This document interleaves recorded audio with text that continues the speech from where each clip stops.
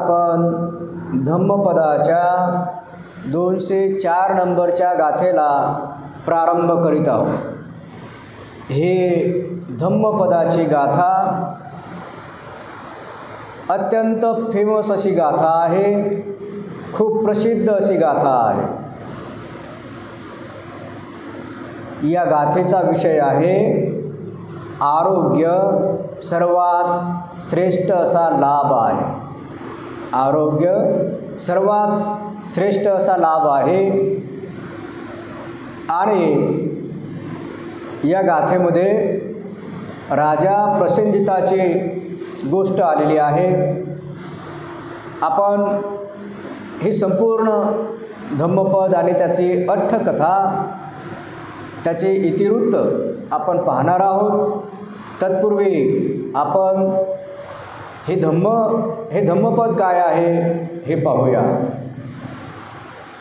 हे धम्मपद आहे आरोग्य परमलाभा संतुष्टी परमधना विश्वास परमज्ञाती निब्बान परमसुखम, असं हे धम्मपद आहे, जे सर्व बौद्ध जगतामध्ये खूप आणि खूपच प्रसिद्ध आहे। बऱ्याच वेळा अनेक धम्मदेशकांच्या, प्रवचनकारांच्या, उपदेशकांच्या, भाषणकर्त्यांच्या मुखामध्ये हे पाली सुभाषित आपल्याला ऐकायला मिळते। ही गाथा संस्कृतमध्ये सुद्धा इतर धर्मीय लोक वापरतात। तर अनेक भाषणकर्ते या गाथेचा उपयोग करतात की संतुष्टी परमधना विश्वास परमज्ञाती आणि निब्बान परमं सुखा, निब्बान परमं सुखम, हे सर्व बऱ्याच वेळा बरेच लोक व्याख्याते, प्रवचनकार, धम्मोपदेशक वापरतात। तर धम्मपद हे एक धम्माचा खजिना आहे। धम्मपद हे धम्माचा खजिना आहे। धम्मपद हे सत्याचा खजिना आहे। तर आज या धम्मपदामध्ये पहा काय सत्य लपलेलं आहे। आजचं सत्य काय आहे की आरोग्य परमलाभा, आरोग्य हा सर्वश्रेष्ठ लाभ आहे। आरोग्य हा सर्वश्रेष्ठ असा लाभ आहे। म्हणजे सांगा, म्हणजे आपल्याला असं वाटते की धन लाभ व्हायला पाहिजे। ठीक आहे, आपण याच्या अगोदर पाहिलं की गृहस्थाला धन आवश्यक आहे, पण एखाद्या गृहस्थाला 10 कोटीची लॉटरी लागली आणि त्याच्या अंगावरून हवा गेली, पॅरालिसिस झाला, अर्धांगवायू झाला आणि तो कोमात गेला। डॉक्टरने सांगितलं आता हा कधीच बाहेर येणार नाही कोमातून, आणि त्याला 10 कोटीची लॉटरी लागली। काय करेल त्या 10 कोटी लॉटरीचं? त्याला लॉटरी लागली, त्याला समजलं की आपल्याला लॉटरी लागली आणि त्याला समजते, समजा कोमात नाही गेला आणि पॅरालिसिस झाला, काही खरं आहे का? काही खरं नाही। कॅन्सर झाला आणि त्याला 10 कोटीची लॉटरी लागली। डॉक्टरने सांगितलं की 2 महिन्यापेक्षा अधिक कालावधी राहणार नाही, किती पैसे खर्च करा आणि काही करू नका, घरीच ठेवा। तर काय करायचं त्या 10 कोटीचं? मग सगळ्यात मोठा लाभ कोणता? आरोग्याचा लाभ हा सगळ्यात मोठा लाभ आहे। आणि म्हणून आरोग्य प्राप्तीसाठी प्रयत्न करायचे आहेत, आरोग्य प्राप्तीसाठी शील पालन करायचं आहे, आरोग्य प्राप्तीसाठी अष्टशील ग्रहण करायचं आहे। हे ध्यानात ठेवा, कारण बुद्ध म्हणतात हे ट्रेझरी ऑफ ट्रूथ आहे, सत्याचा खजिना आहे, की आरोग्य हेच सगळ्यात मोठा लाभ, हा सगळ्यात मोठा लाभ आहे। आणि म्हणून माणूस म्हातारा झाला की त्याला दुसरं कोणी काहीच विचारत नाही, सगळ्यात पहिले विचारतात तुमची तब्येत कशी आहे। बाकी त्याला कोणी काहीच विचारत नाही म्हाताऱ्या माणसाला, कारण तेच वय असं असते की त्या वयामध्ये आरोग्य बिघडत चालते, एक एक अवयव बिघडत चालतात आणि म्हणून लोक म्हणतात म्हातारा दिसला की त्याला तेवढं विचारतात, औपचारिकता निघून जातात. तर आरोग्यासारखा लाभ नाही. आरोग्याचा लाभ झाला तरच तुम्हाला पुढचेही लाभ मिळवता येतात. एखाद्याला ध्यान करायचं आहे, सगळ्यात मोठं उदाहरण घ्या सिद्धार्थ बोधिसत्वाचं. त्यांना जे चिंतन करायचं होतं, नव्या ज्ञानाचा जो प्रकाश मिळवायचा होता, त्यासाठी त्यांना सुद्धा धष्टपुष्ट व्हावं लागलं, आरोग्याचा लाभ करून घ्यावा लागला आणि त्यानंतर त्यांना संबोधी दिव्य ज्ञानदृष्टीची प्राप्ती झाली. म्हणजे आता आपल्याला जर समजा काही विपස්සना करायची असेल, ध्यान करायचं असेल किंवा विद्यार्थ्याला अभ्यास करायचा असेल, तर या सगळ्या गोष्टीसाठी पहिलं आरोग्य उत्तम लागते. गुडघे दुखायला लागले तर कोणी ध्यान करू शकेल का?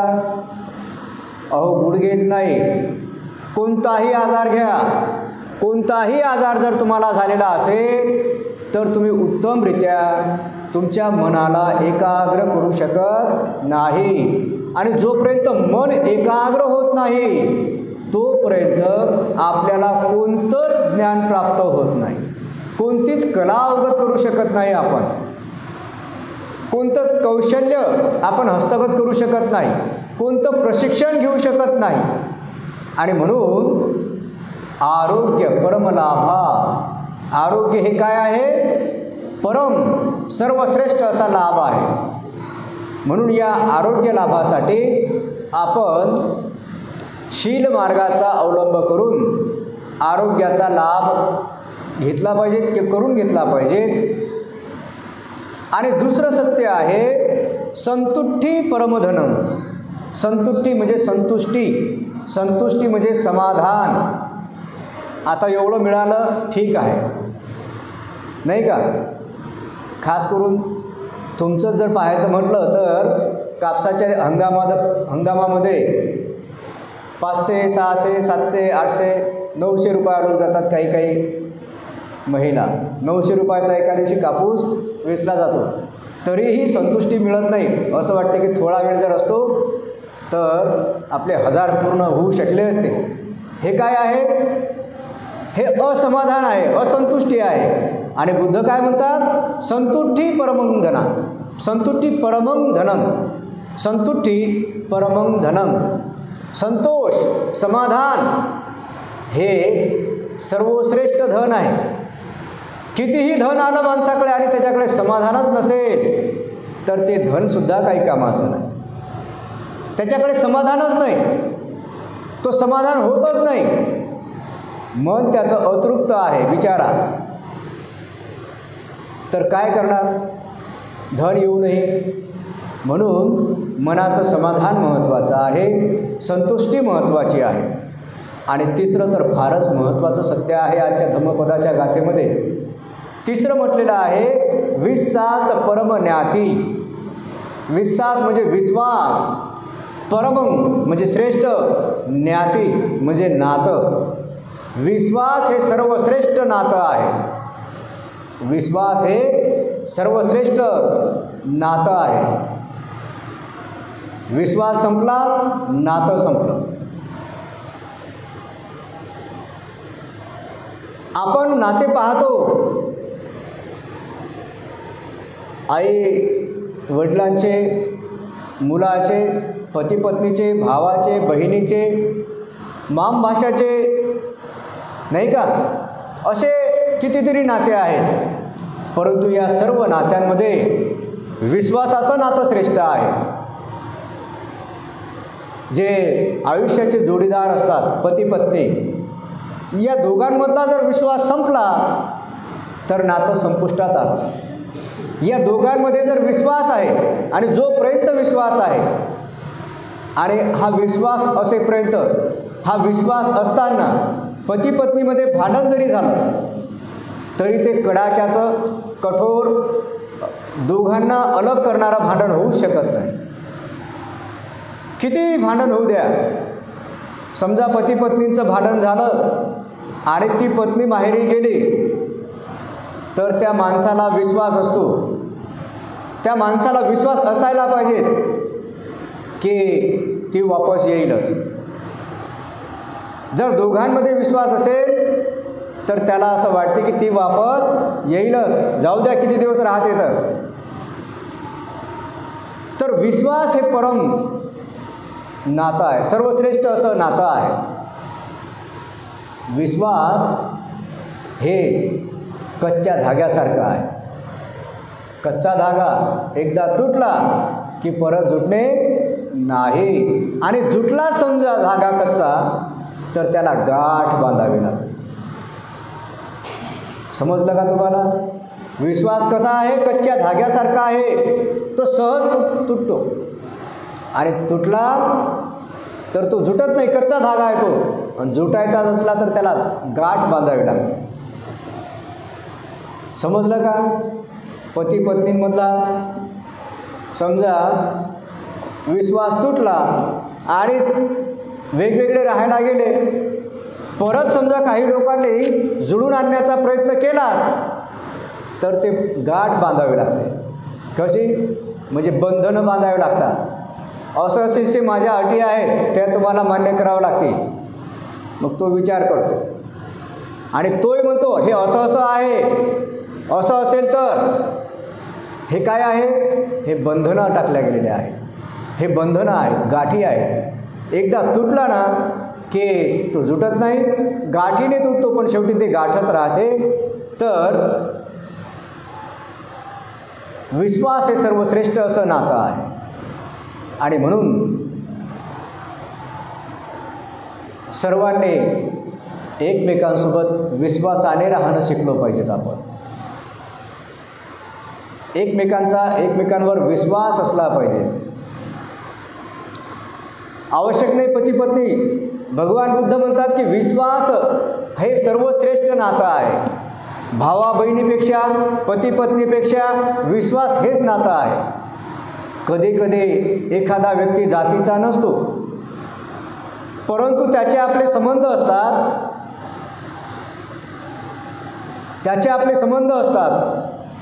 आणि आपण त्याच्यावर विश्वास करतो.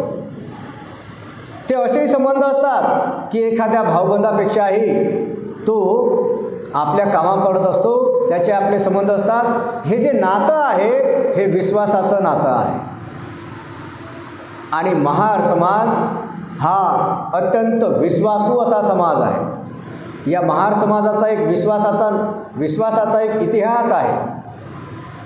जेव्हा पूर्वीच्या काळामध्ये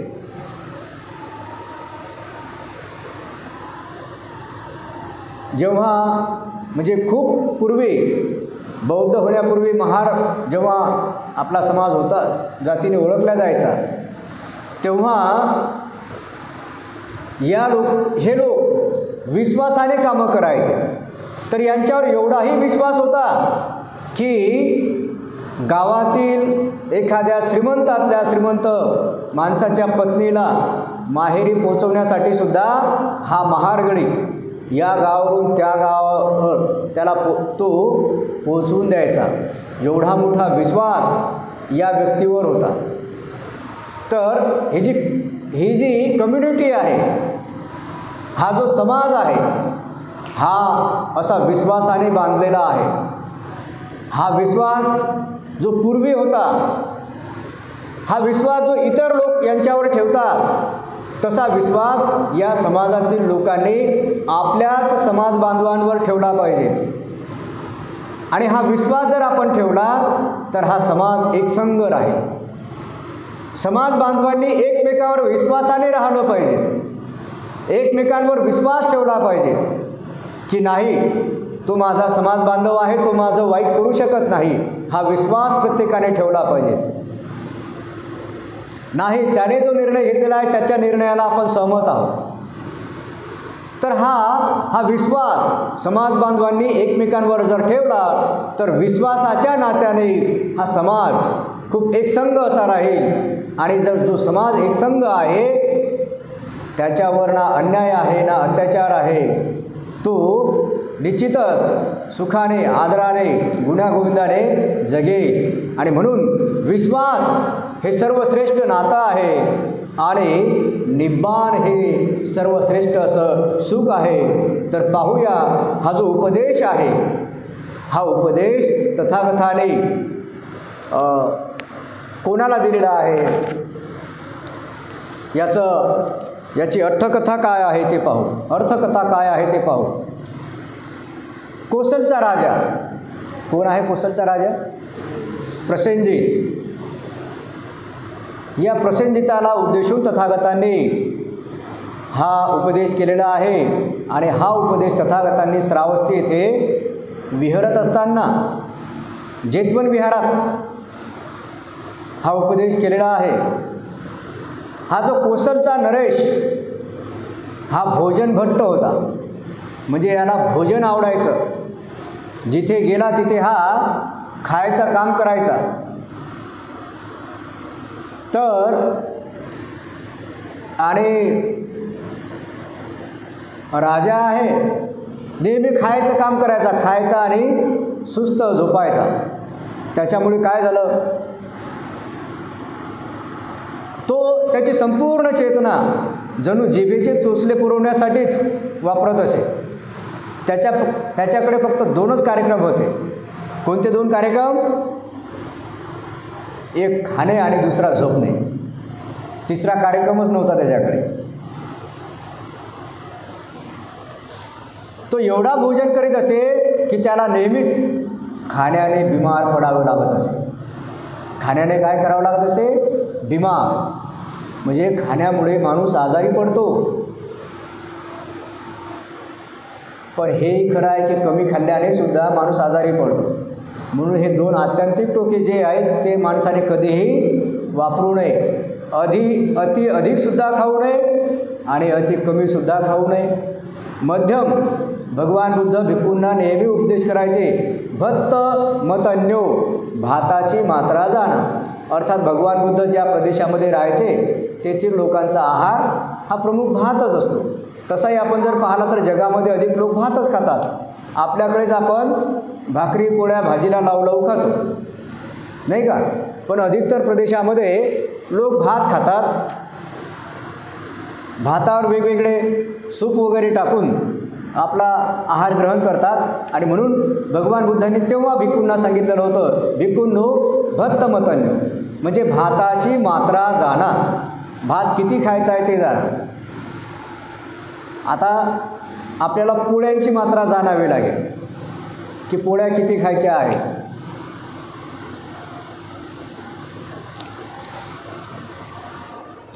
पण काम करणाऱ्यांनी पुरेसा आहार घेणं हे अत्यंत आवश्यक आहे. आणि आपण सर्व कष्टकरी लोक आहोत.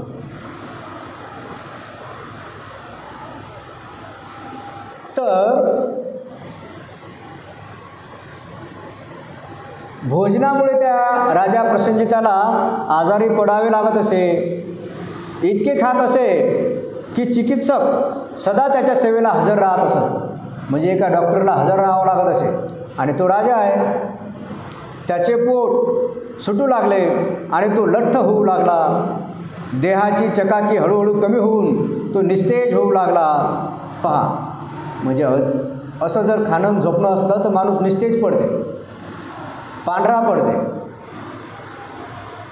एका मृत शवासारखा पडून राहू लागला. परंतु भोजन त्याचे कमी होत नव्हते. शवासारखा, खायचे शव नाही, मेलेल्या माणसाला शव म्हणतात. तर तो मृत शवासारखा पडून राहू लागला. एकदा तो बुद्धाचे प्रवचन ऐकायला गेला, हा भोजन भट्ट प्रसेनजित. त्याला जावेच लागले. का जावे लागले? कारण सर्व प्रजा याला गेलेली आहे, प्रवचनाला गेलेली आहे. आता सगळी जनता जर जात आहे तर जर राजा गेला नाही तर जनतेमध्ये अशी चर्चा होईल की राजाला धम्मदेशना आवडत नाही आणि मग असं हा राजा धार्मिक नाही, असं होऊ नये म्हणून तो तिथं प्रवचन ऐकायला, धम्मदेशना ऐकायला जातो.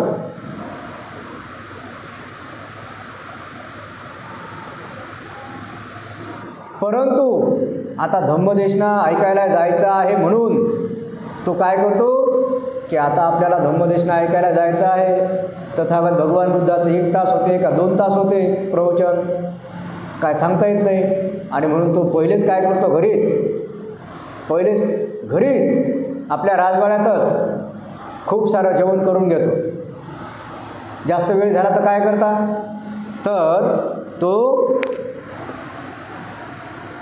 धम्मदेशनेच्या पूर्वी, तिथं जाण्याच्या पूर्वीच खूप सारं असं खाऊन घेतो आणि खूप खाल्ल्यानंतर तो धम्मदेशनेला जातो. आता खूप खाल्ल्यानंतर जर धम्मदेशनेला गेला तर काय होत असेल हा तुम्हाला अनुभव आहे. मग तुम्ही बऱ्याच वेळा असा निर्णय घेता की आता जेवण करून यायचं नाही, आता जेवणानंतर, आहे की नाही. तर हा जेवणाचा परिणाम आहे, भोजनाचा हा परिणाम आहे. आणि त्यात हा जर असा खूप खाऊन जात असेल तर काय होत असेल,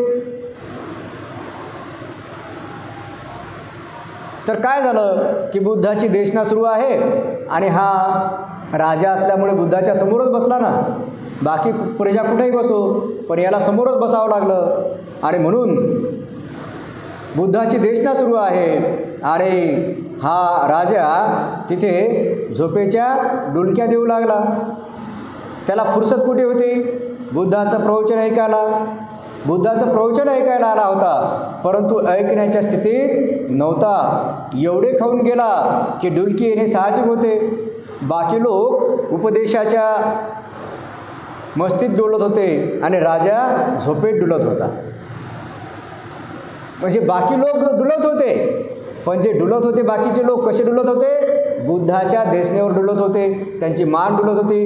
बरोबर आहे, साधू साधू साधू अशा पद्धतीने अनुमोदनार्थ मान त्यांची डुलत होती आणि राजाची मान डुलत होती, ती डुलत होती अशी झपकी लागायची खाली.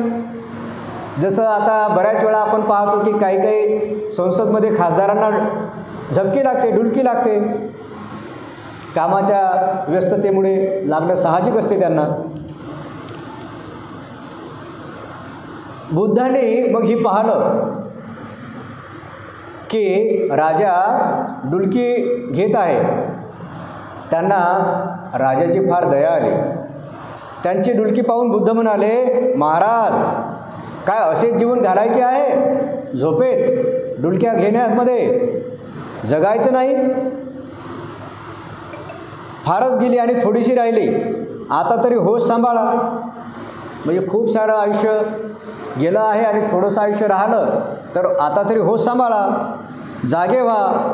भोजन हेच काही जीवन नाही का, भोजन हेच काही जीवन नाही. तेव्हा म्हणजे आता मराठीमध्ये एक वाक्य फेमसच आहे, खाण्यासाठी जगावे की जगण्यासाठी खावे, आहे की नाही. मग आता काही लोक असतात असे प्रसेनजित राजासारखे की ते खाण्यासाठी जगतात, बस वेगवेगळ्या टेस्ट घेत राहायचं. काही लोक तर म्हणतात मग हे खायचं नाही ते खायचं नाही, मग जगायचं काय, मग जगण्याला अर्थ तरी काय आहे. म्हणजे त्यांना असं वाटते की खाण्यातच सगळा अर्थ दडलेला आहे.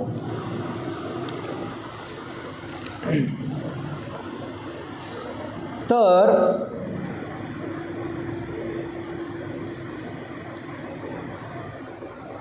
भगवान बुद्ध त्याला म्हणतात की महाराज, ह्या परम घडीला असे व्यर्थ गमावू नका. ही जी घडी आहे, घडी म्हणजे हा जो क्षण आहे, हा क्षण, या क्षणाला व्यर्थ दडवू नका, कारण हा क्षण परत येणार नाही. राजा प्रसेनजित म्हणाला, भन्ते भगवान, सर्व दोष भोजनाचा आहे. कधीही माणूस काय करतो, आपल्यावरचं घोंगडं झटकण्याचा प्रयत्न करत असतो. दुसऱ्यावर दोष म्हणजे एखाद्या गोष्टीमध्ये जर आपल्याला पराभव आला तर आपण त्या पराभवाचं घोंगडं दुसऱ्यावर कोणावर तरी झटकत असतो की याच्यामुळे झालं. आता याला डुलकी यायला लागली तर हा म्हणतो की भगवान, हे सगळा दोष भोजनाचा आहे. काय म्हणतो, सगळा दोष कोणाचा आहे? भोजनाचा. बरं, खरंच हा दोष भोजनाचा आहे का? खरंच हा दोष भोजनाचा आहे का? कोण्यातरी चित्रपटातल्या गाण्यातले बोल आहेत की नशा शराब में होती तो नाचती थी बोटल. हा दोष खरंच भोजनाचा आहे का? म्हणजे ते भोजन येऊन का याच्या तोंडात पडलं का आपोआप? मग याची इच्छा आहे ना भोजन घ्यायची भरपूर. हा दोष भोजनाचा कसा आहे? भोजन जर समजा त्या पात्रामध्येच आहे तर याला डुलकी येईल का? हा खातो आहे ना. परंतु दोष कोणाला देतो? भोजनाला. ते भोजन आहे, भोजनाचं काम करणारं आहे. त्याची मात्रा किती घ्यायची आहे हे प्रत्येकाने जाणलं पाहिजे. तर तो म्हणतो की माझे स्वास्थ्य नेहमी खराब राहते, तंद्री कायम शरीरावर स्वार असते, प्रमाद आणि आळस सदा घेरलेले असतात आणि त्याच्या बाहेर पडण्याचा काहीच मार्ग दिसत नाही. सर्व दोष भोजनाचा आहे भगवान. म्हणजे याच्या जिभेचा दोष नाही, याला इंद्रिय सुखाची इच्छा तीव्र आहे, हा दोष याला समजत नाही. बुद्ध राजाला म्हणाले, पागल, दोष भोजनाचा कसा असू शकतो? आपला दोष भोजनावर टाकतो. भोजन जबरदस्तीने तर तुझ्यावर स्वार होत नाही. लक्षात ठेवा, आपण सर्व हेच करतो, स्वतःचा दोष दुसऱ्यावर टाकतो. बुद्ध म्हणाले, दोष भोजनाचा कसा असू शकतो? दोष बोधाचा आहे. बोध झाला नाही व्यवस्थित. तुला माहीत आहे का की तुझे स्वास्थ्य खराब होत आहे? तुला माहीत आहे की त्यानेच आळस येत आहे. तुला माहीत आहे की जीवन व्यर्थ जात आहे. बिमार आणि बिमारीमुळे जीवनात काहीच करता येत नाही. परंतु हा बोध तुला भोजन करताना होत नाही. हा बोध तुला भोजन करताना होत नाही. भोजन करताना तू स्वतःच्या जिभेला सांभाळू शकत नाही. स्वतःच्या जिभेला सांभाळू शकत नाही. म्हणजे इकडे भाजी आहे, पोळी आहे, तर भाजी संपली, पोळी आहे, तर माणूस काय करतो? ही पोळी संपण्यासाठी परत भाजी घेतो. मग पोळी संपली की भाजी संपेपर्यंत आता एवढी भाजी तर आहे, तर एवढी तर संपवावं लागेल ना, नाही का? भोजनाची मात्रा जाणली पाहिजे. आपले साहेब भोजनाची मात्रा पहिलेच जाणतात. ते म्हणतात एक पोळी कमी खायची म्हणतात. पण एवढी कमी नसली पाहिजे की आपलं वजन हे प्रमाणाच्या आत असेल. आपलं आरोग्य जे आहे ते राखून आपण मध्यम मार्गाने चाललो पाहिजे.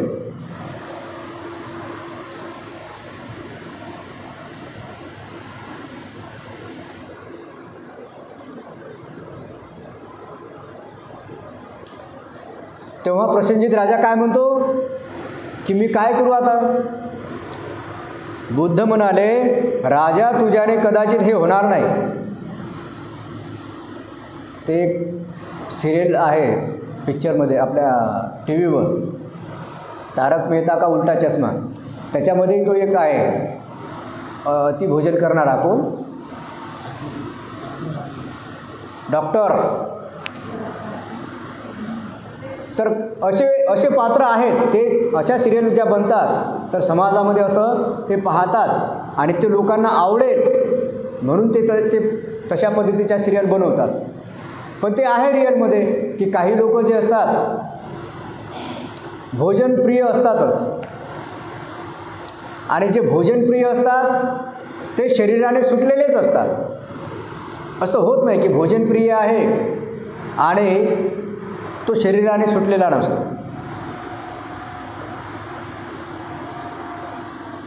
तर तो राजा म्हणतो की मी काय करू? तर बुद्ध म्हणाले की राजा, तुझ्याने कदाचित हे होणार नाही. मी बघतो आहे की तू अगदी जड होत आहेस. त्यावेळी प्रसेनजिताचा अंगरक्षक तिथे उभा होता. त्याचे नाव होते सुदर्शन. बुद्ध म्हणाले, सुदर्शन, तू अंगरक्षक कसा? पहा आता. त्याचा बॉडीगार्ड बॉडीगार्डला मराठीमध्ये म्हणतात अंगरक्षक. आणि हा संवाद सुरू होता भगवान बुद्धाचा आणि प्रसेनजिताचा. तर त्यावेळेला तिथे प्रसेनजित राजाचा अंगरक्षक सुदर्शन तिथे हजर होता. तेव्हा भगवान बुद्ध त्या सुदर्शनला, राजाच्या अंगरक्षकाला म्हणतात, अरे अंगरक्षका, तू असा कसा अंगरक्षक आहेस की तुझ्या राजाच्या अंगाचं तू रक्षण करत नाहीस? वास्तविक तुम्हाला असं वाटेल की तो अंगरक्षक आहे. अंगरक्षकाचं काय काम आहे की राजाला जर कोणी मारायला आलं तर त्याच्या जीवाला धोका असेल तर त्याच्या शरीराचं रक्षण करणे. पण बुद्ध काय म्हणतात? बुद्ध म्हणतात, अरे तू असा कसा अंगरक्षक आहेस? तू अंगरक्षक आहेस ना, अंगाचं रक्षण करणारा आहेस ना. मग हे अंग सुटत चाललं तर तू कशाचं रक्षण करतो आहेस? बुद्ध त्याला म्हणतात की आता यानंतर जेव्हा जेव्हा राजा जेवायला बसेल तेव्हा तेव्हा तू त्याच्याजवळ उभं राहायचं आणि त्या राजाला आठवण करून द्यायची की राजे बस झाला आता भोजन. अंग सुटत चाललं.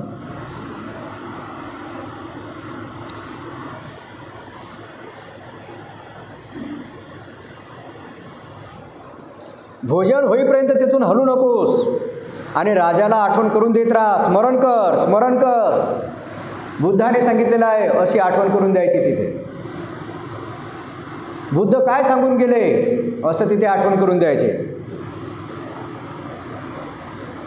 तर राजा नाराज होईल, तुला हटवण्याचा प्रयत्न करील, परंतु बिलकुल बाजूला हटू नकोस. तू अंगरक्षक आहेस, तू आपले काम पूर्ण कर.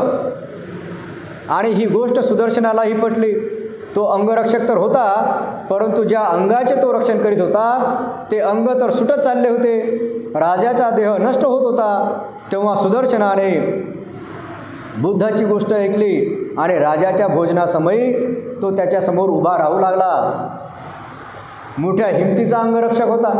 राजाला कोणी म्हणेल का खाताना की आता बस करा?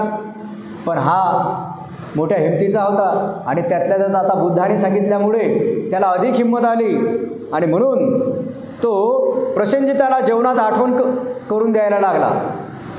तो अत्यंत नाराज होत होता. जेव्हा राजा जास्त खाऊ लागे तेव्हा सुदर्शन म्हणे, स्मरण करा स्मरण करा, भगवंताचे वचन स्मरण करा. त्यावर राजा ओरडून म्हणे, बंद कर बकवास. कोण भगवान? कुठले भगवान? नंतर विचार करू भगवंताचा काय, तर पहिले खाऊन घेऊ द्या, आज मला खाऊ दे. मात्र सुदर्शन राजाचे ऐकत नसे. तो सीमित भोजनाची त्याला सतत आठवण करून देई. परंतु काय झालं की हळूहळू ह्या गोष्टीचा परिणाम राजावर व्हायला लागला आणि राजाने आपले जेवण कमी कमी केले आणि त्यामुळे त्या राजाला चांगलं आरोग्य प्राप्त झालं. तो तेजस्वी दिसायला लागला. जे लठ्ठ माणसं असतात जेव्हा त्यांचं वजन कमी व्हायला लागते तेव्हा त्यांच्यातला आळस निघून जातो आणि त्यांच्यामध्ये उत्साह संचारतो. ते चपळ बनतात आणि मग त्याला थोडा थोडा बोध झाला.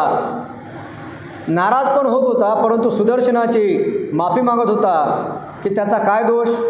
मग सुदर्शन म्हणत असे, बघा मला तथागतांना याचे उत्तर द्यावे लागेल आणि बऱ्याचदा त्यांनी विचारणा पण केलेली आहे, मी आपले काम व्यवस्थित बजावित आहे की नाही. तेव्हा प्रसेनजित अजून घाबरला. 3 महिने भगवान त्या नगरात थांबले होते. प्रसेनजित जेव्हा दुसऱ्या वेळी भगवंताकडे गेला तर तो दुसराच माणूस वाटला तथागताला. एवढा तो बदलला होता, एवढं त्याचं वजन कमी झालं होतं. त्याचं शरीर, त्याची अंगकांती तेजस्वी वाटू लागली होती. त्याने भगवंताला अभिवादन केले, धन्यवाद दिले. त्याने अंगरक्षक सुदर्शनलाही धन्यवाद दिले की याच्यामुळे मला आरोग्याचा लाभ झाला आणि तो त्याच्यावर खुश झाला आणि त्याने आपल्या मुलीचा विवाह सुदर्शनबरोबर करून दिला आणि त्याचे अर्धे राज्य पण दिले.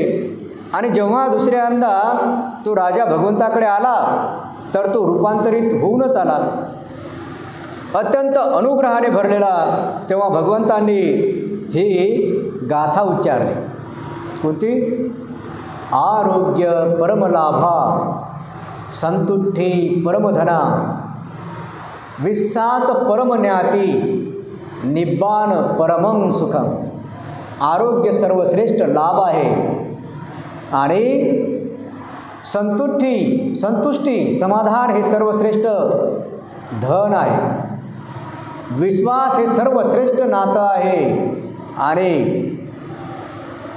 निर्वाण हे सर्वश्रेष्ठ असं सुख आहे. सर्व सुखामध्ये सुख निर्वाण सुख आहे. तर